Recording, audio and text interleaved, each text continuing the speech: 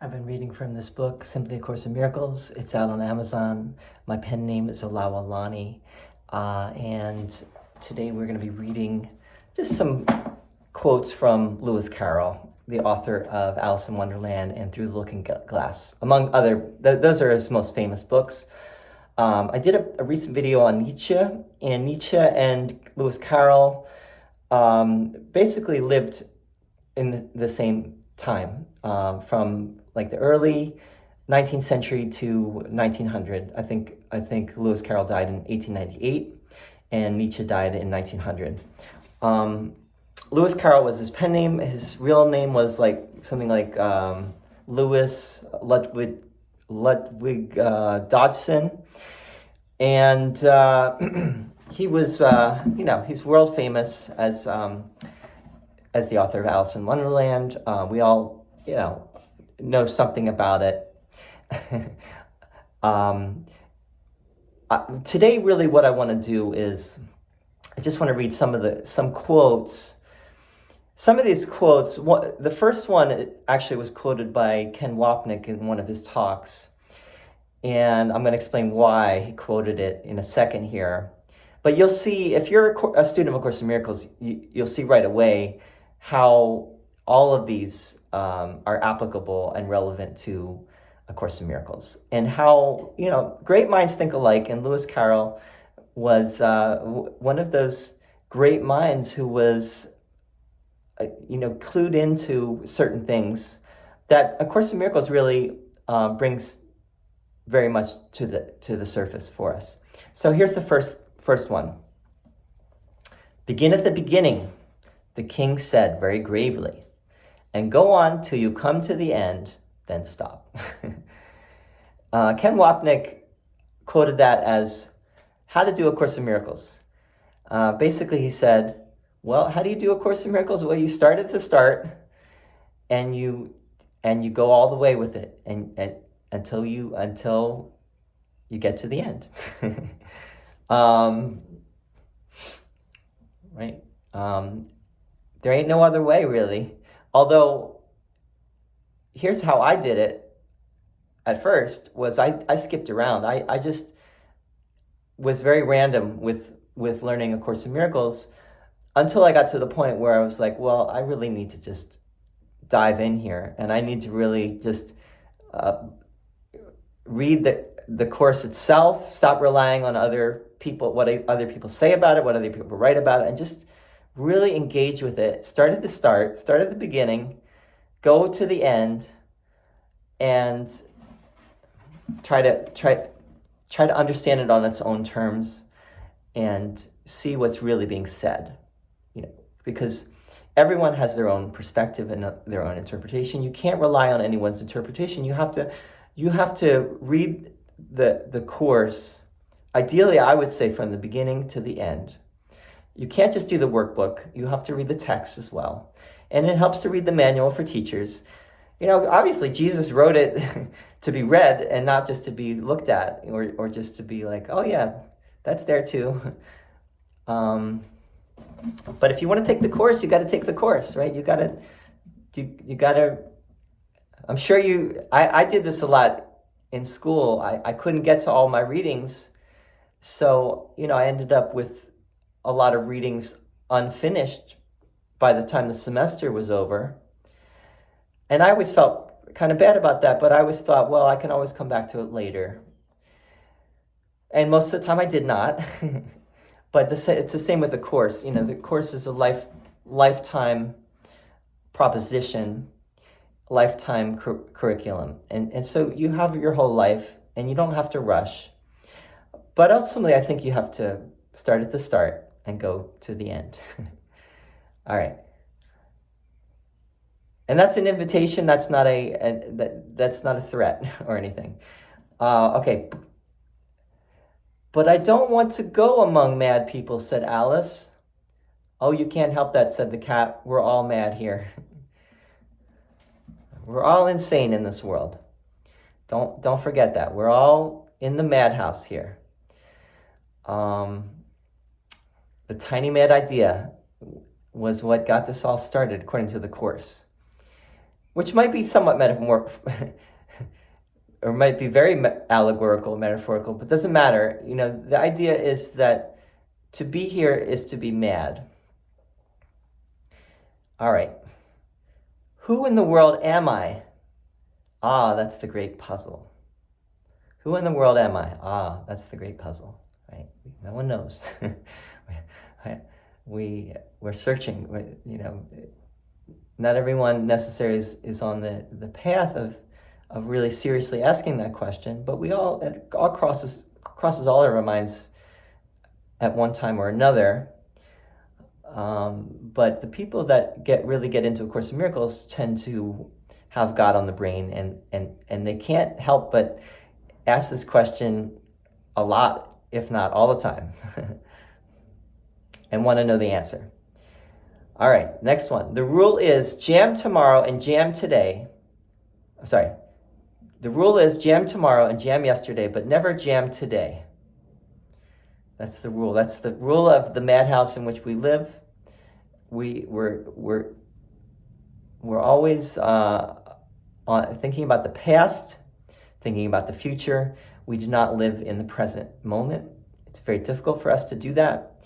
That takes some discipline, and that is what A Course in Miracles is presenting, is a form of discipline.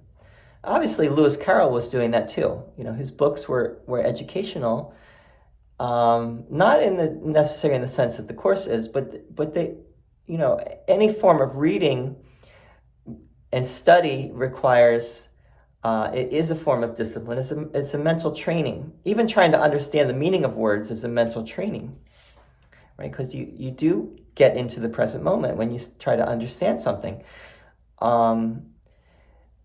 What is the past? We tend to get caught up in the idea of sin and regretting our past errors, and sometimes wanting to go back to the past, sometimes regretting the past, longing for the past or regretting the past. And then what is the future? The future is life is going to be better if only this will change. And if it does change, my life is going to be, I'm going to be set. Everything's going to be rosy, which is not true. But we like to think so. And it may be temporarily the case. It may be for a moment that things get better for us. But it's not going to solve the existential crisis and the puzzle, right? That puzzle of who am I? For that, we need to live in the present. We need to be in the present moment. And that's what A Course in Miracles is meant to help us do. Next one. That's the reason they're called lessons, because they lessen from day to day. It's play on words, right? Why are they called lessons? Because they lessen. If you learn your lessons, they will lessen. And this is a very important core idea in the Course, which is that you will keep spinning in circles until you learn the lessons. And your lessons will take many forms, but they'll be essentially the same lesson in different forms, many different forms, until you learn the lesson. When you learn the lesson, then you will notice that you don't need that lesson anymore.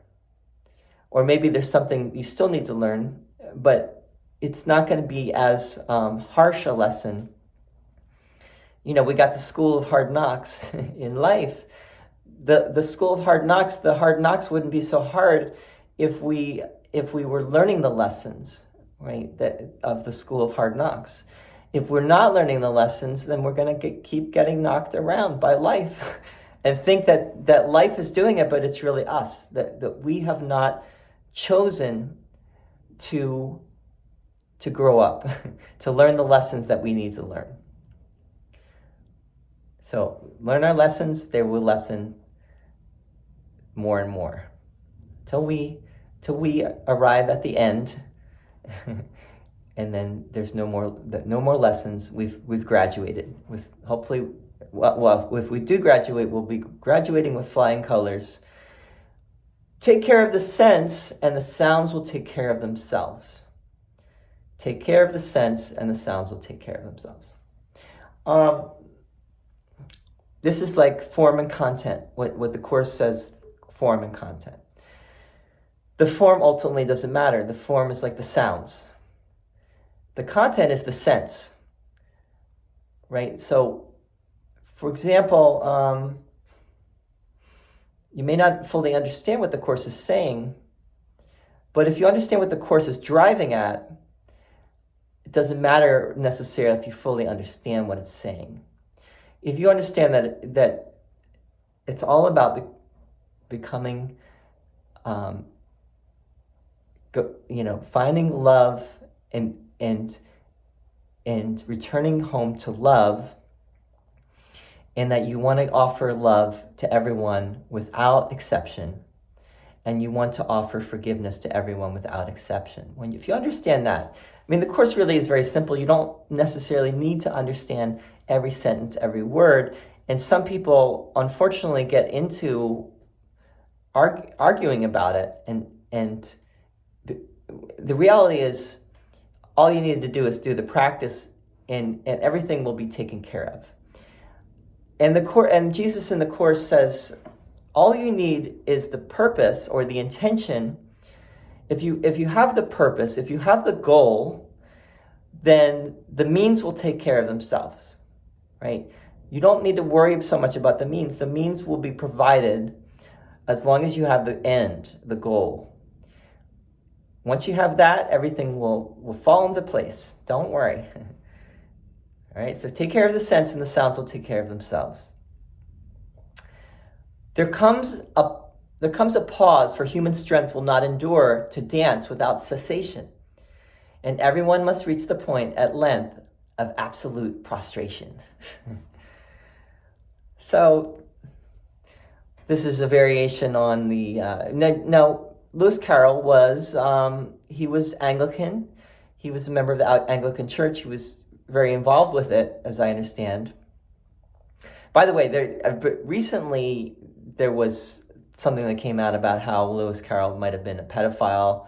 I doubt that's true, but it was definitely was a big thing in recent times.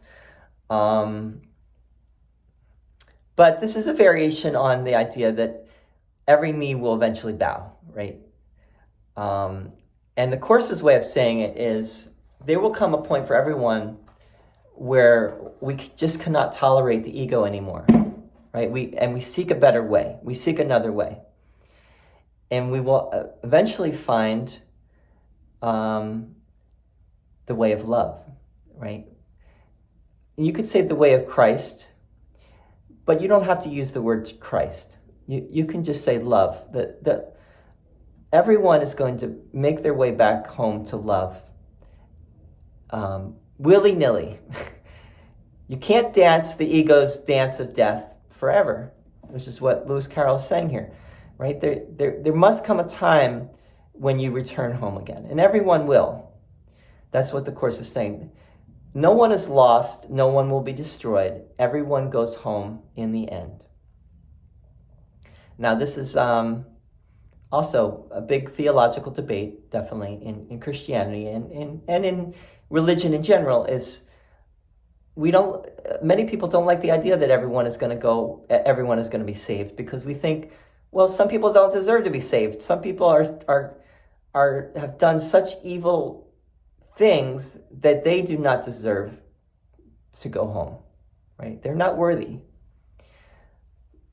But that's a judgment that is not really ours to make, and that's coming from a place of really self-judgment. If we really looked at it, it's coming from a place of self-judgment. And if we held our own life up to the same candle or the same lamp, we would be judged just as harshly in our own way.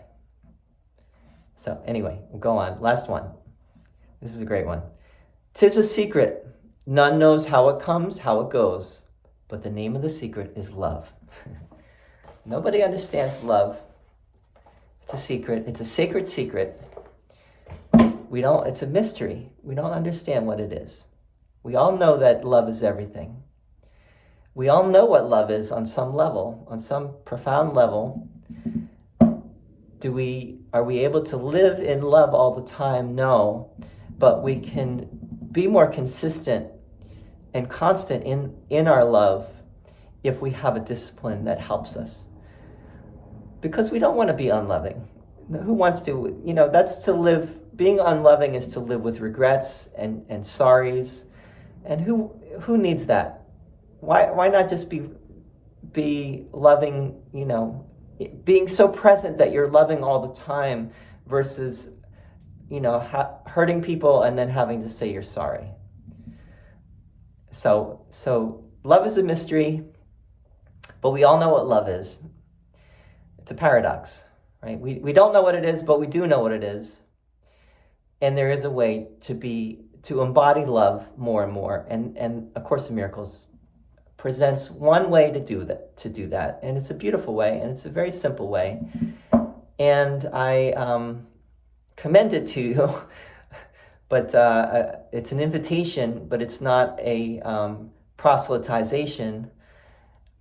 And I'm not demanding your prostration. I'm just saying that it's a beautiful invitation to return home to your true self. And Godspeed.